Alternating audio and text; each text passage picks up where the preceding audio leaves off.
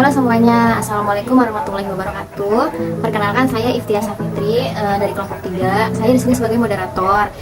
Sebelumnya saya ucapkan terima kasih untuk Pak Lambang Irawan selaku dosen pengampu mata kuliah IK ini. Nah, saya dan teman saya akan menjelaskan materi tentang strategi dan teknik menemukan keluarga duafa. Adapun anggota dari kelompok 3 adalah ada saya sendiri, Iftiar Safitri, ada Mina Nur Aziza, ada Mila Kamila, Nur Khalifah Alfiana, dan Safira Aulia Adisti.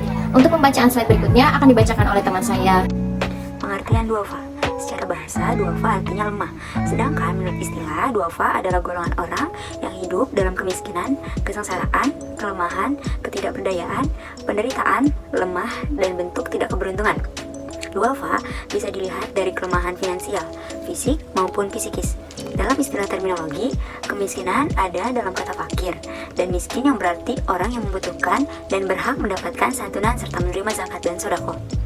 Lemah yang dimaksud bukan karena malas atau enggan berusaha, akan tetapi lebih karena kesulitan atau keterbatasan yang menyebabkan mereka tak punya pilihan selain bergantung dengan orang lain dan masyarakat sekitar.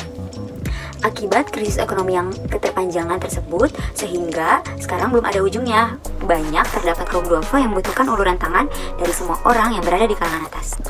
Strategi menemukan keluarga duafa itu ada PRA, yaitu Participatory Rural Appraisal. Yang pertama itu ada partisipan, yaitu kita berpartisipasi untuk menemukan keluarga duafa. Yang kedua itu ada analisa, kita menganalisis keluarga duafa.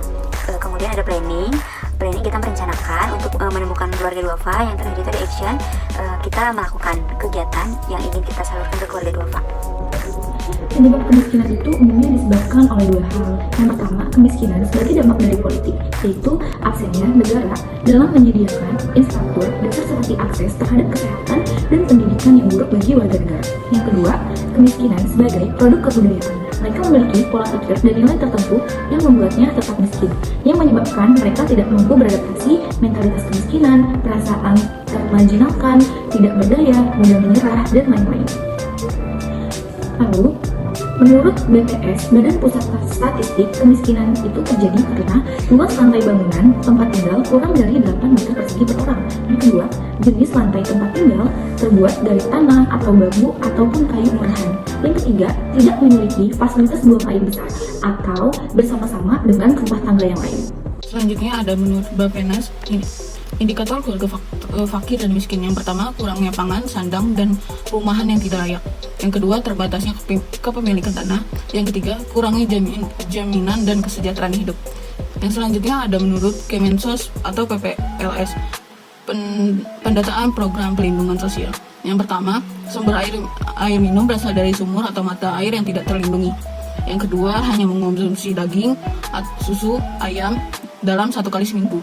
Yang ketiga, hanya sanggup makan sebanyak 1-2 kali dalam sehari. Ada ayat mengenai kaum duafa, yaitu surat Al-Isra ayat 26-27. Baik, saya akan membacanya. A'udzubillahi minasyaitonirrajim. Bismillahirrahmanirrahim. Wa atidal qurba haqqahu wal miskina wabnas sabili wa la tubadzir tabdzira. Innal mubadzirina kanu ikhwana syayatin wa kana syaitanu lirabbih kafura. Artinya, dan berikanlah haknya kepada kerabat dekat, juga kepada orang miskin dan orang yang dalam perjalanan, dan janganlah kamu menghambur-hamburkan hartamu secara boros. Sesungguhnya orang-orang yang memboros itu adalah saudara setan, dan setan itu sangat ingkar kepada Tuhannya. Maksud dari ayat 26-27 surat Al-Isra ini ialah Allah SWT telah berfirman dan memerintahkan kepada kita semua sebagai umat Islam untuk memberikan atau menunaikan haknya, yaitu berupa zakat, sedekah, dan lain-lain. Kemudian di ayat 27 ini berisi mengenai perintah untuk berbuat baik kepada kaum duafa, seperti orang-orang miskin, orang-orang terlantar, dan juga orang yang dalam perjalanan. Hak lainnya yang harus ditunaikan adalah mempererat tali persaudaraan dan hubungan kasih sayang satu sama lain, saling silaturahmi, bersikap lemah lembut dan sopan santun, memberikan bantuan kepada mereka, dan memberikan sebagian rezeki yang Allah SWT berikan kepada kita semua. Mungkin cukup sekian dari kelompok ini.